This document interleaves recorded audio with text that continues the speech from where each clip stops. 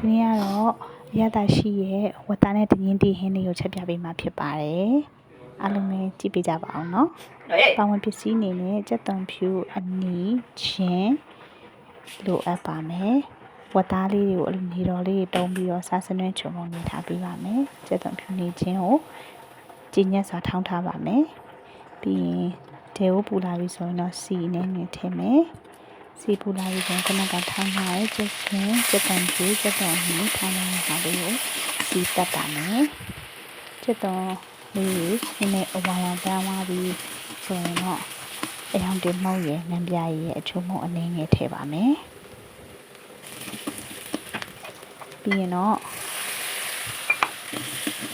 နည်းနည်းကျက်တုံးလေးကိုကျက်တဲ့ထိကြော်ပါမယ်ပြီးရင်တော့ဝတ်သားလေးကိုထည့်ပြီးတော့လုံလိုက်ပါမယ်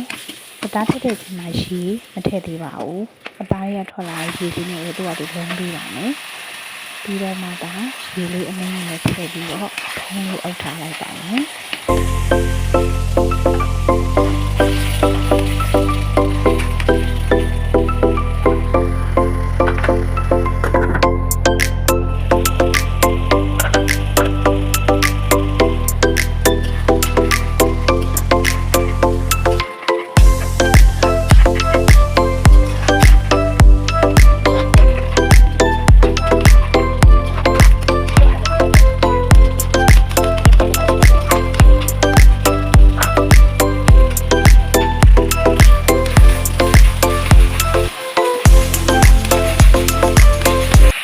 ရေလေး2ရေ3ရေထည့်ပြီးလို့ဝတ်သားလေးမူးလာပြီဆိုရင်တော့တင်းင်းလေးပြုတ်ထားတာလေးတွေကို